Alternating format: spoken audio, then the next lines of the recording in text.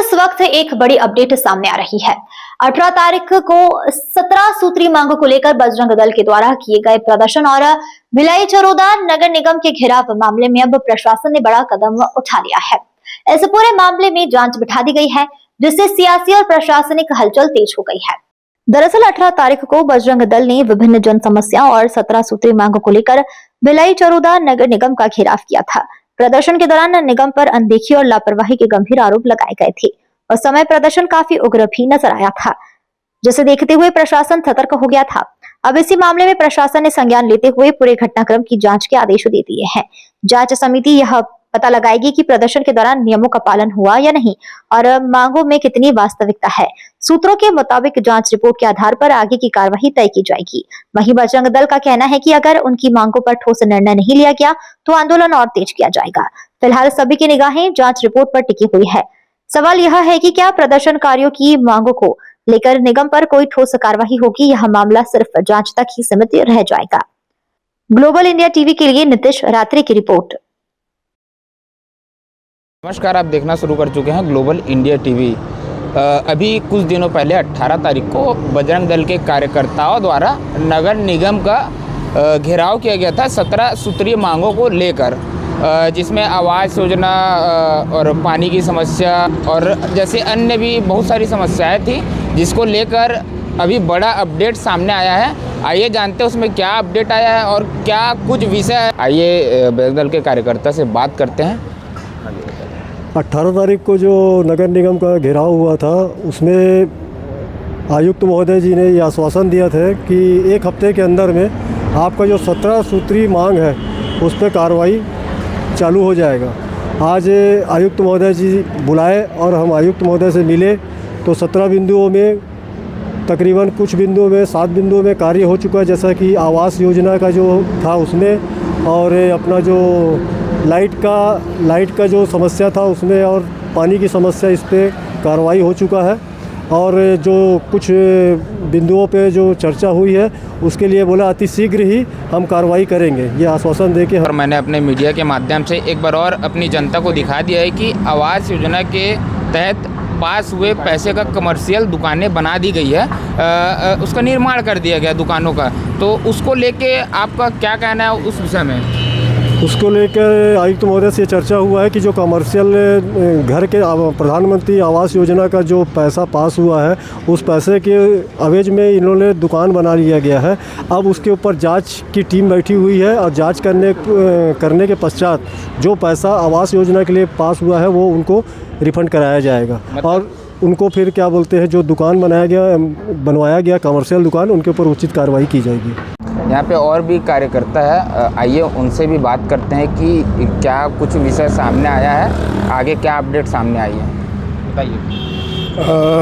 दरअसल बात ऐसी है कि जो हमने 17 सूत्री मांग रखी थी वो सिर्फ मांग नहीं थी, इसमें हमने उन 17 सूत्री जो मांग थी उसका सबूत भी पेश किए थे कि जो भ्रष्टाचार हुआ है। तो उसमें जो सबसे मेन मुद्दा था प्रधानमंत्री आवास योजना में जो हितग्राही थे उनको जानकारी के बिना उनके अकाउंट से जो पैसा निकाला गया था, उसके लिए जो हमने जांच की मांग की थी, उसमें 7 लोगों की टीम गठित कर दी गई है। ये उसका पेपर है, इसमें 7 लोगों की टीम गठित कर दी जा चुकी है और इसमें सोमवार तक FIR हो जाएगा। इसमें सारे जांच चल रहे हैं और जो भी इसमें दोषी पाए जाएंगे उनके ऊपर FIR होगा और कानूनी कार्रवाई की जाएगी।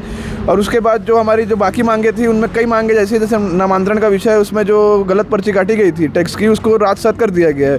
और कई जैसे नल की और जल वाली समस्या है, उसके लिए सारी चीज़ों के लिए TL मीटिंग में कलेक्टर साहब पास लग चुका है और उसमें जो आगे की जो कार्रवाई होगी और अच्छे प्रकार के उपकरण जो जल के मतलब जो नल में जल अच्छी तरीके से प्राप्त किया जा सके उसके लिए अच्छी सुविधा की जाएगी।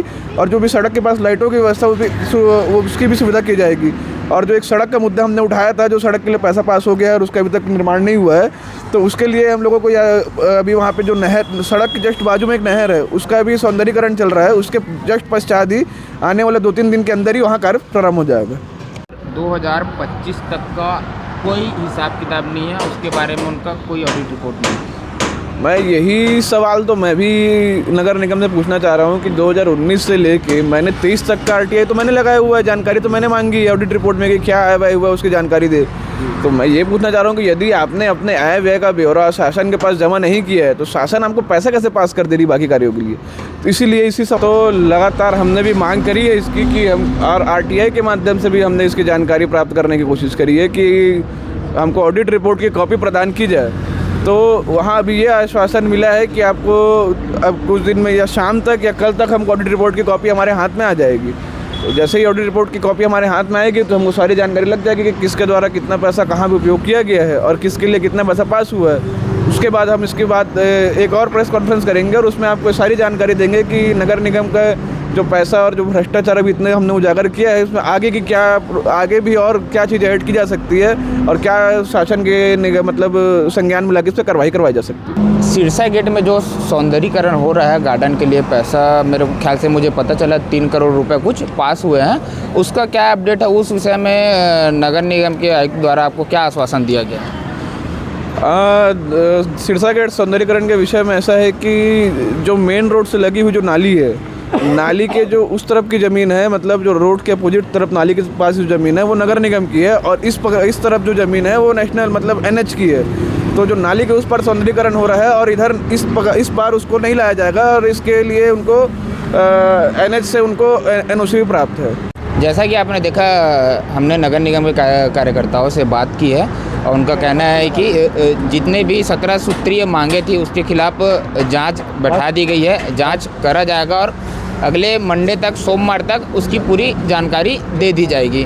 और जैसा कि मैंने आपको पहले वीडियो के माध्यम से दिखाया था कि भिलाई चरोदा नगर निगम में आय और व्यय का कोई हिसाब नहीं है। आज भी ये मुद्दा बहुत बड़ा बना हुआ है और बड़ा इसलिए बना है कि 2019 से लेकर 2025 तक उनके पास आय और व्यय का हिसाब नहीं है और ये पैसा जा कहाँ रहा है, ये सबसे बड़ा सवाल। और मैं आपको बता दूं कि जब तक भिलाई चरोदा नगर निगम के भ्रष्टाचार का भांडाफोड़ नहीं हो जाता, उनके ऊपर उचित कार्रवाई नहीं हो जाती, तब तक हम आपको ऐसी खबर चलाते रहेंगे, दिखाते रहेंगे। जुड़े रहिए ग्लोबल इंडिया टीवी से नीतीश रात्रे के साथ।